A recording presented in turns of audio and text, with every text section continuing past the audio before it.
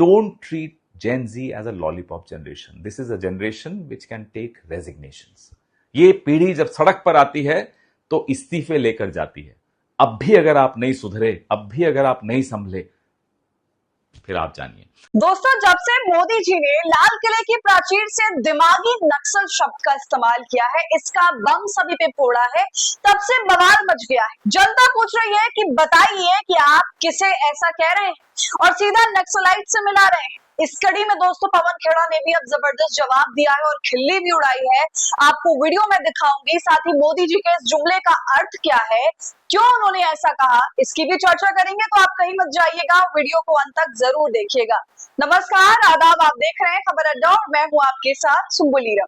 दोस्तों, कल 15 अगस्त था, आजादी का महोत्सव हम सभी ने मनाया, मगर इस बीच प्रधानमंत्री मोदी का भाषण काफी लाइमलाइट में रहा। इसलिए रहा क्योंकि उन्होंने अपने भाषण में बहुत लंबी लंबी फेंकी। इसके अलावा अपने कुछ पुराने शब्दों को रिटायर करके उन्होंने नए शब्दों का इस्तेमाल किया, जिस पर अब घमासान मच गया है।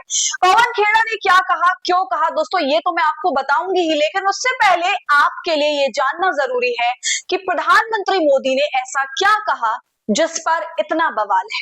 दोस्तों, आखिरकार वही हुआ जिसका अंदाजा था। नरेंद्र मोदी थक चुके हैं, उनका दिमाग काम नहीं कर रहा और वो समझ नहीं पा रहे कि देश को नर्क में तब्दील कर देने का जवाब क्या देना। इसलिए उन्होंने अर्बन नक्सल को खारिज कर दिए जाने के बाद नया जुमला गढ़ा है, दिमागी नक्सल।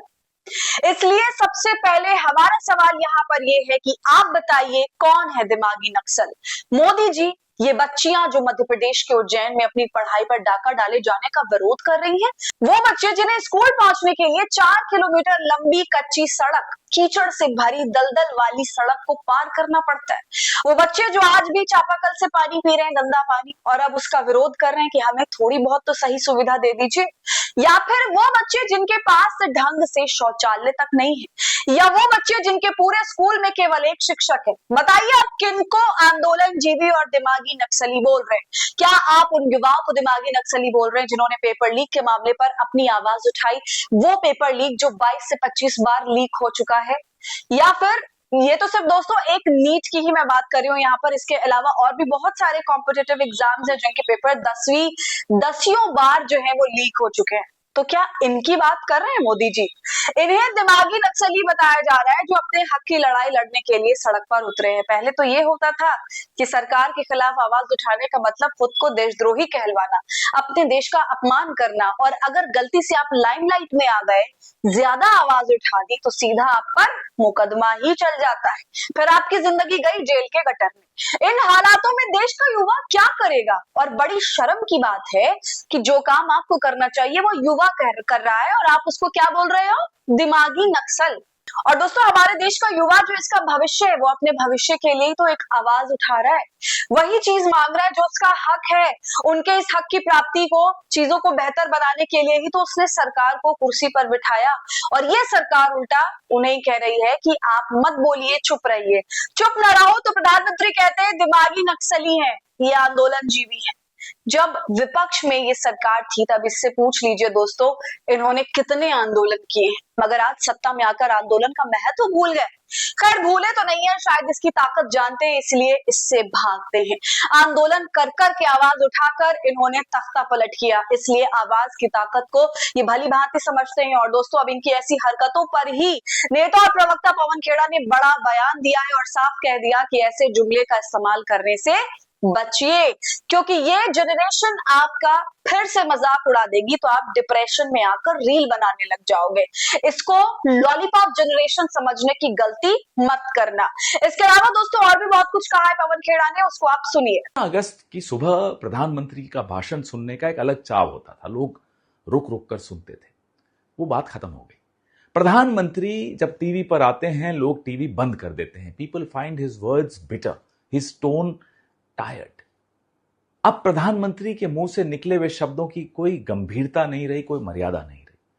आज फिर सुबह जब प्रधानमंत्री बोल रहे थे तो पहली बात तो बड़ी अटपटी लगी कि साहब जेन जी को ये कहते हैं दिमागी नक्सल। अरे ये दिमागी नक्सल नहीं है साहब, किसी दिन पलट के आपको दिमागी हिटलर कह देंगे या कह देंगे बिना दिमाग वाले, तो आप सदमे में फिर रीलबाजी शुरू कर देंगे। इसलिए सब मत कहा करिए। ये कोई लॉलीपॉप जनरेशन नहीं है कि साहब मैं ऑनलाइन कोर्सेज लाऊंगा, ई विद्या क्या था फिर आपका? कुछ साल पहले ई विद्या भी तो लाए थे, खत्म हो गया वो, अब नाम बदल दिया उसका। Don't treat Gen Z as a lollipop generation, this is a generation which can take resignations. ये पीढ़ी जब सड़क पर आती है तो इस्तीफे लेकर जाती है। अब भी अगर आप नहीं सुधरे, अब भी अगर आप नहीं संभले, फिर आप जानिए। देखा आपने दोस्तों, पवन खेड़ा ने कहा कि मोदी जी जेनजी को लॉलीपॉप जनरेशन समझने की गलती मत कर बैठना, अगली बार अगर सड़कों पर उतर आए तो आपका इस्तीफा लेकर ही मानेंगे। तो पवन खेड़ा ने ये क्लियर कर दिया, मोदी जी को समझा दिया कि ऐसी बातों पर लेने के देने पड़ जाते हैं। लाल किले की प्राचीर से प्रधानमंत्री मोदी को ऐसे शब्दों का इस्तेमाल नहीं करना चाहिए, बहुत ही असंवेदनशील हरकत थी। दिमागी नक्सली जैसे शब्दों का इस्तेमाल बिल्कुल नहीं करना चाहिए था, क्योंकि जाहिर सी बात है दोस्तों, ये टर्म जो है वो सरासर गलत है। ये टर्म उन्होंने बिल्कुल, इस बात में कोई शक नहीं है कि उन्होंने इस शब्द का इस्तेमाल युवाओं के लिए किया, उनके लिए किया जो अपनी हक की आवाज उठा रहे। तो आम जनता को मोदी जी नक्सलाइट लोगों से जोड़ रहे, वो वायलेंस चाहते हैं। ये युवा जो शांति से लगातार प्रदर्शन कर रहा है, इनको ये नक्सलाइट से जोड़ रहे हैं। आप खुद सोचिए कि प्रधानमंत्री मोदी ने कितनी बड़ी बात कह दी है, युवाओं के लिए, बच्चों के लिए, छोटे छोटे। अब आवाज उठाना ही इतना बड़ा बवाल हो चुका है, तो जाहिर सी बात है जब ये चीज हर चीज में हमें शांत करना चाहेंगे, तो ये हरकत एक तानाशाह वाली है कि नहीं?